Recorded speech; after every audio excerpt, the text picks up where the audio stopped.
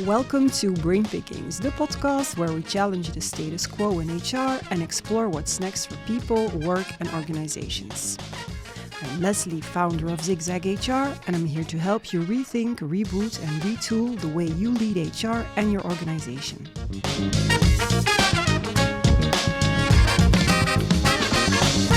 Welcome to a new podcast series by Acton Group, where we will explore one of the most discussed and maybe or perhaps also the most understood topics in HR today, skills. Everyone seems to agree that skills matter. CHROs talk about them, CEOs put them on their strategic agenda, technology vendors promise skills-powered platforms, and analysts predict a future built around skills rather than jobs. But yet, when you look inside most organizations, the reality is often very different. Many organizations are still structured around jobs, functions, and hierarchies. So skills are actually discussed everywhere, but operationalized almost nowhere.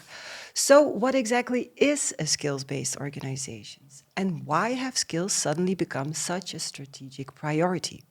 Is this simply another HR trend, or are we actually witnessing a fundamental shift in how organizations think about talent, work, and workforce planning? In this four-part series, we will explore the why, the how, and the technology behind it, and most importantly, where you as an organization can start.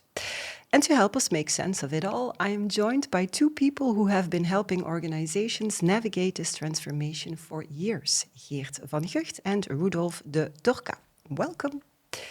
Hello, welcome. Good morning to you both. Straight from Paris, Rodolphe. Absolutely. Didn't have a lot of traffic then, I think. It was kind of an easy It was really smooth, to get to Leiden, yeah. so happy all to right. be there. Happy to have you here. Maybe before we dive in, could you both briefly introduce yourself and tell us a bit more about the Acton Group? Can I start with Geert?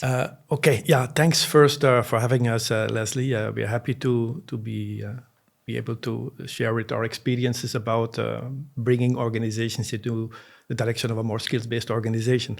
So my name is Geert van Gucht. I'm heading the Belgian activities for Acton Group. Before doing that, I was responsible for different HR and technology kind of projects in the financial institutions in Belgium, outside. And then about 15 years ago, I started a consulting business focused around HR and tech. That's a bit like in the center of everything we do. And that's also in the center of what we do with Acton Group, essentially. And so it's helping out organizations throughout the journey from, imagining how your HR systems would look like, how they fit with your strategy, how to actually implement them with functional expertise, technical expertise, with also the change management that's required for it, up to maintaining and making sure that they evolve and so on. That's a bit like the heart of what we do.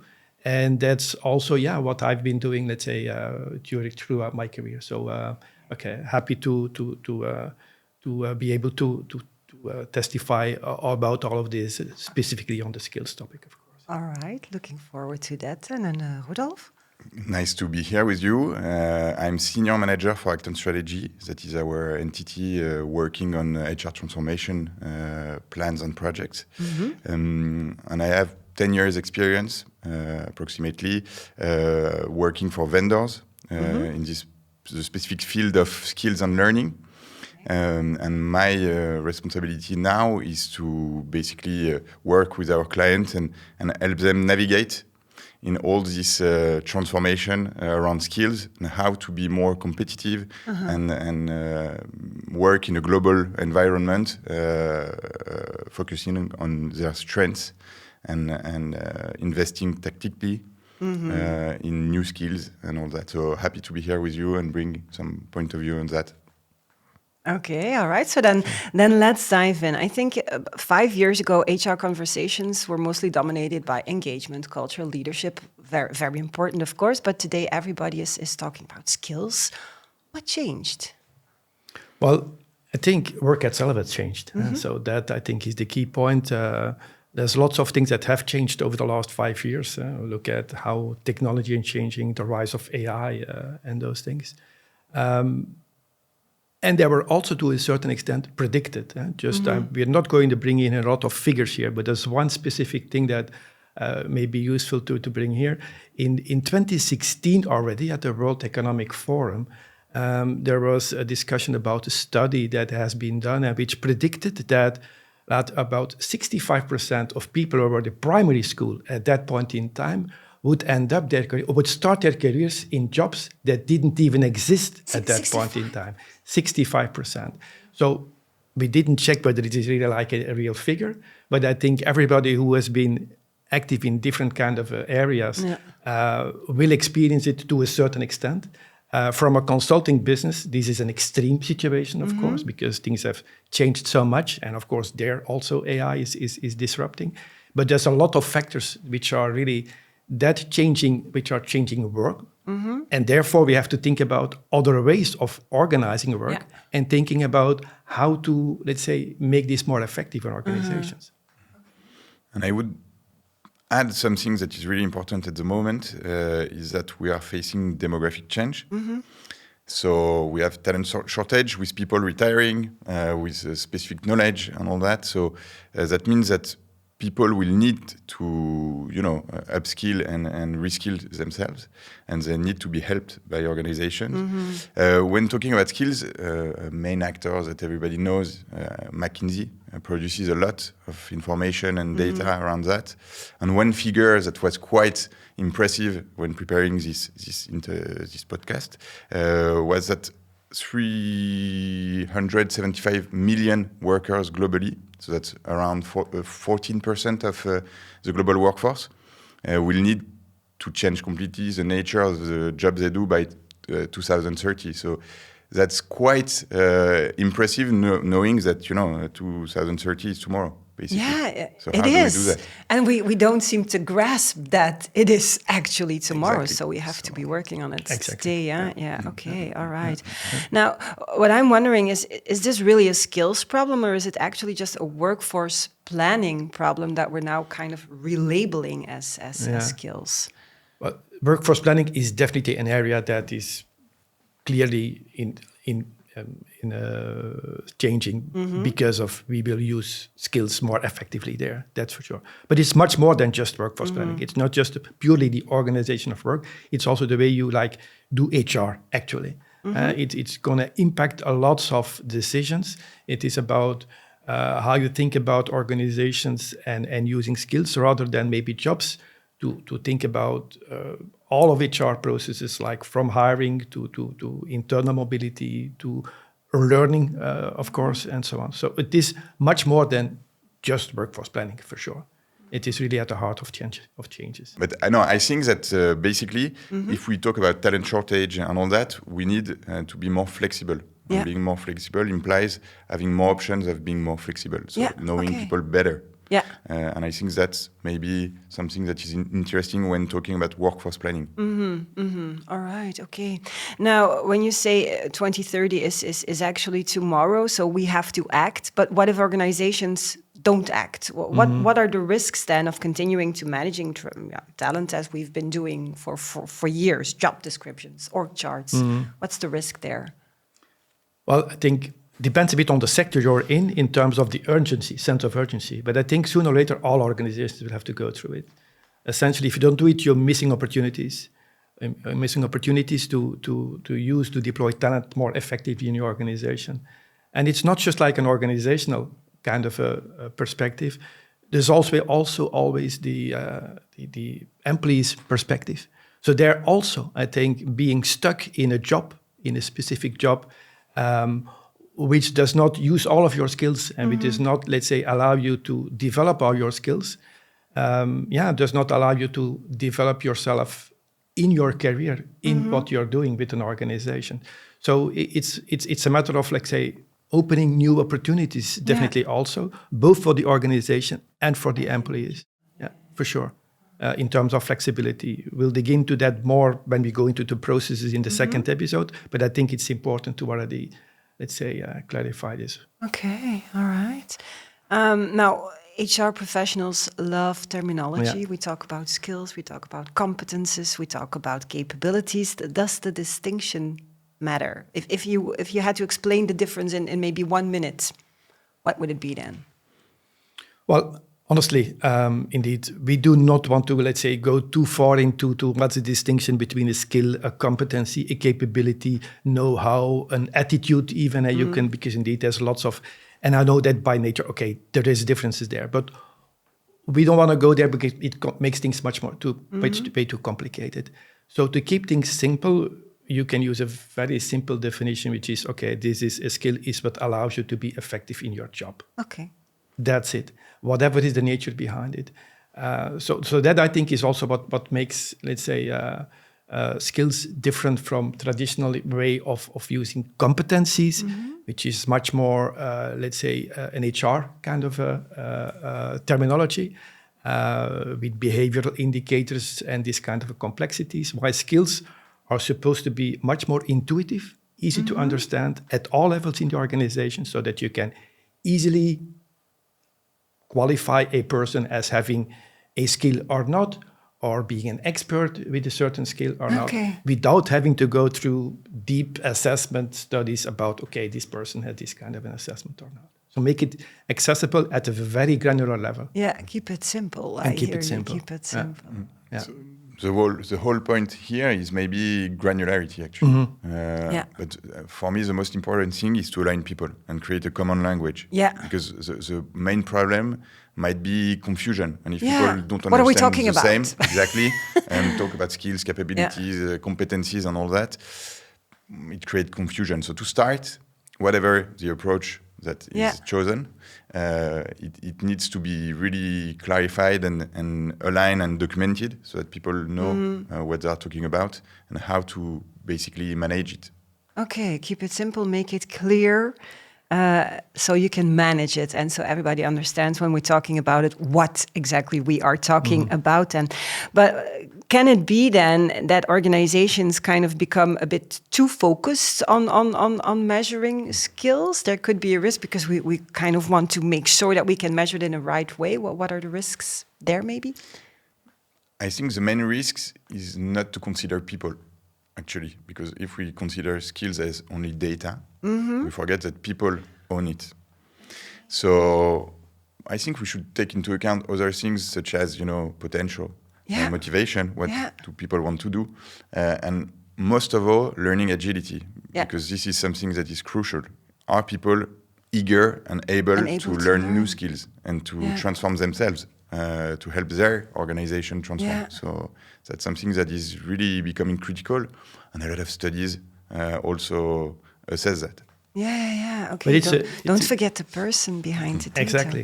Because it's something we really see also in organizations that start to work with skills and so on, is this risk about focusing too much on measuring skills and making sure that your processes to measure skills are really tough and correct.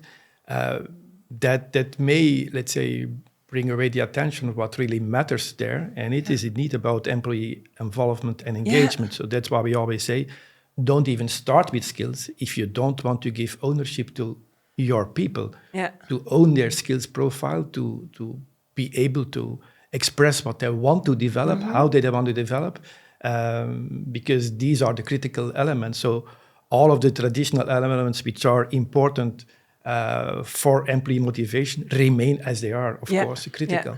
It is just making it more agile and giving them more tools to really, let's say, develop as they in the direction that people want to go. So they can grow, and so the organization can grow as a consequence. Okay, we talked about skills. Let's talk about the skills-based organization. What exactly? How would you describe then the skills-based organization? Well, maybe starting it from the point of view, skills are often, let's say, put at the other extreme of jobs and job descriptions and so on. So one is not replacing the other, but it's more like a shift of focus. As I said, I've been in HR for about 35 years. And I think what's in a constant element in there, or one of the key, let's say, objectives of HR is to make sure that in the organization, that's what your mission of HR, that in the organization, there is a good balance between what an organization needs and what people expect. We often phrase it as having the right person at the right place, at the right moment, because time is important. People evolve there also. The question is, how do you balance those perspectives, essentially? Those perspectives, balancing the employee, let's say, expectations, skills, ambitions to evolve, and what an organization needs now and in the future. Yeah. If the way that you have to organize this balance, you have to do it with jobs, you will be much less effective than if you go up to skills. And that, I think, is in the essence, it is having a better tool to make sure that this balance is actually realized in the organization. So it has to do with this granularity. You can say, like, using this image of a balance, for instance, you imagine those old balances, weighing instruments that you see in pharmacies and so on. If you only have, let's say the weight of 1 kilo to measure something that weighs 5.75, something like this, you will never get there. So the more granular you have in the instruments you use to weight, the better you can bring up a result there. And I think it always also applies between jobs to skills. It's being more granular and therefore being more effective. And they're opening more agility in the whole, in bringing in this balance between what both parties need. Really clear. I see you nodding. Yeah. But I was thinking, for example, if we take the project manager job, we could be both project manager, but we don't have the same skills. So it's really interesting to consider skills as a part of a job. But from junior to really experienced people, you have a wide range of skills. And you can also consider personal life skills as interesting as well. I might be captain in my football team, so I have leadership skills, but I'm not identified like this as in my project manager role. So it is also interesting to have that and consider that we, with a job perspective, we would only consider maybe vertical evolution. Yeah. But with the skills approach, you can also, involve people in projects that would serve the company. So you can go it's all really directions. flexible, actually. Yeah. Okay. Maybe something to add there also, and bringing it back to what we said in the beginning about why skills and skills-based organizations are important, has to do exactly with, the reality that we are organizing work differently. We are organizing work, we are using job descriptions, I agree, but most of the work we do in organizations now is project organized. So jobs and tasks that you do and which, like, every day you know what you're going to do and which are going to be recurrent and so on, still exist, but the relative proportion of these kind of tasks in organization are rapidly decreasing to go to much more project work. So you have a task, you have a skill, you call it a project, but there are different types of projects where each time you need different types of skills. Yeah. So it's this type of agility that you need to be effective as an organization, where, if you're just using jobs and job descriptions, you won't get there. You just won't get there. So that's, I think, why skills is also an answer to the question, which are brought up often, like we need to organize work differently. Okay, but how? And I think here, this is definitely part of the answer. All right. Do you think that this means that jobs and career paths then kind of will disappear? No, I don't think so. I think it's an additional layer of intelligence, actually. It brings perspectives and opportunities as well for the organization, as to the employees as well, because if you can be involved in mobility perspectives, in project perspectives, in learning perspectives, because skills can also be related to learning, so you can have many opportunities as an employee. So that's really interesting, and that's something that is an additional lever to make HR efficient. Okay. I think jobs won't disappear. Let's also make sure having a clear job title, for instance, is part of an identity also.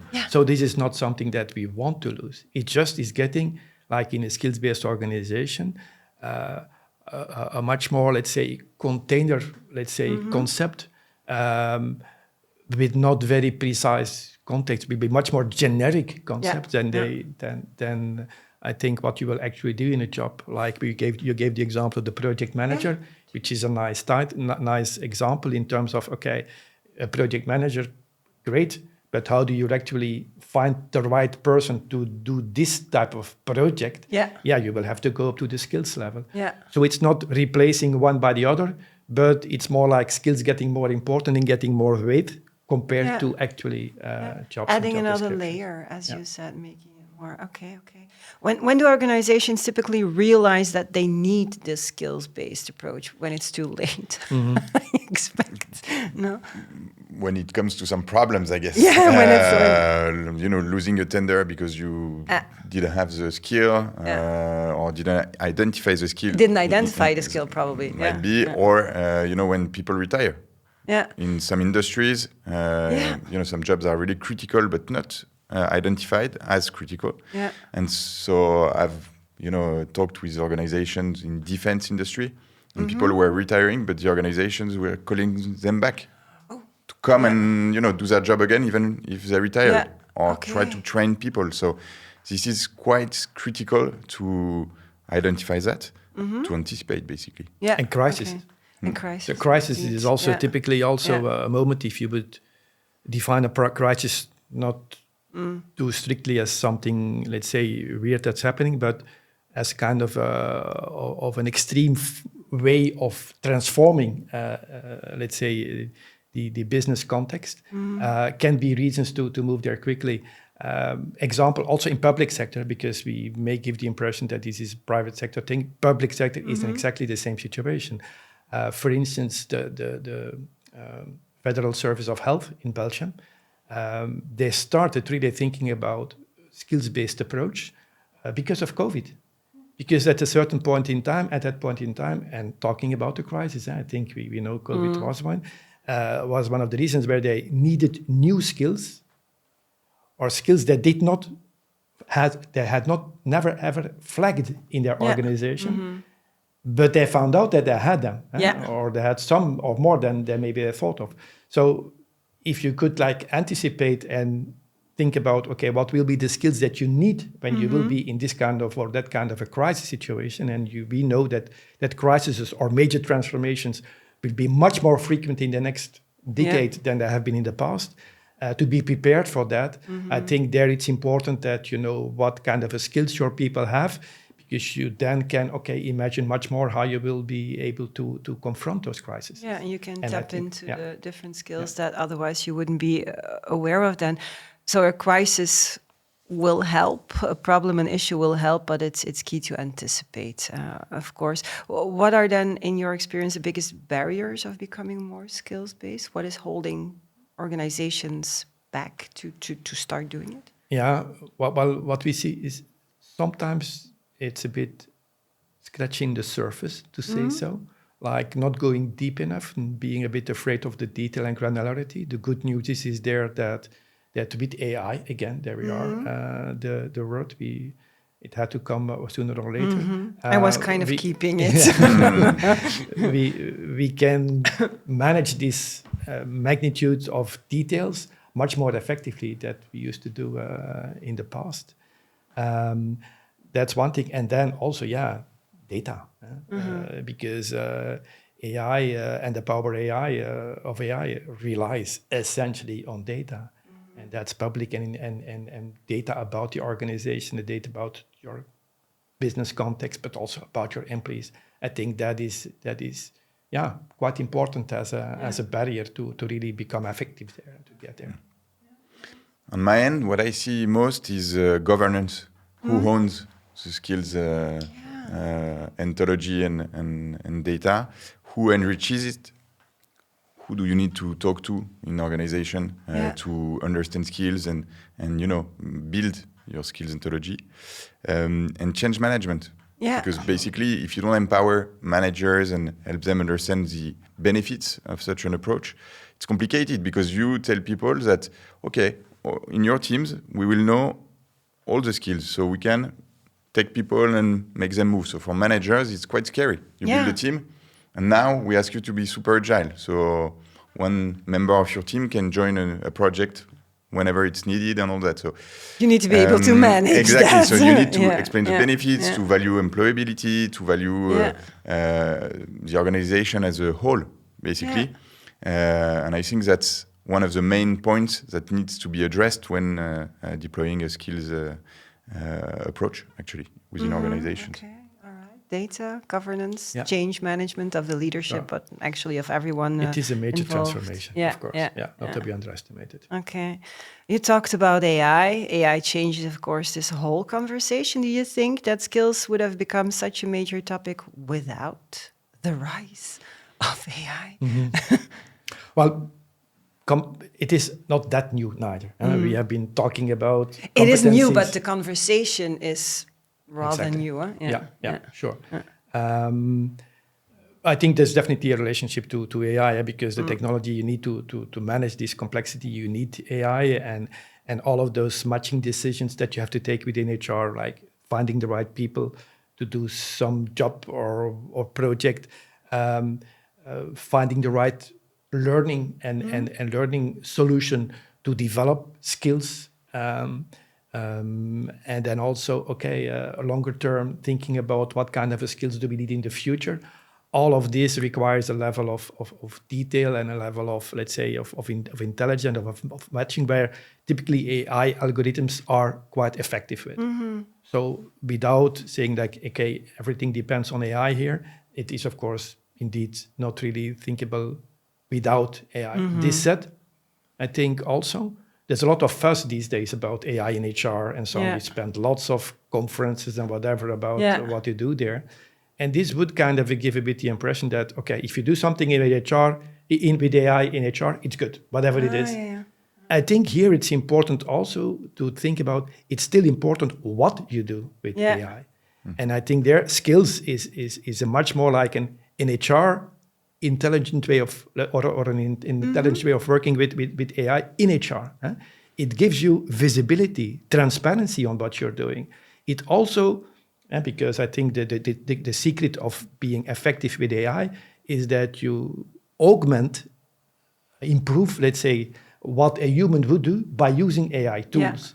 And I think by using skills, which is essentially human language, it's talking about people, it's talking about jobs, it's talking what is needed. Using AI, I think you can achieve this objective of using AI effectively within HR for HR objectives and not for the sake of AI. Not for the sake of AI. I think that's a really good point that you're kind of stating here. How realistic do you think today's promises then are around AI-powered skills, intelligence? Because there's a lot to do talking about it. I agree with what you said. Actually, first, human expertise is key in building skills data that is reliable, that is really covering all the organization and all that. So AI is just enhances things. In organizations, on average, you have one HR for 300 people. So if you start trying to identify skills within a whole organization, it would take maybe a year. Let's say for an organization around 5,000 people. Now with AI, you could take maybe 4 weeks.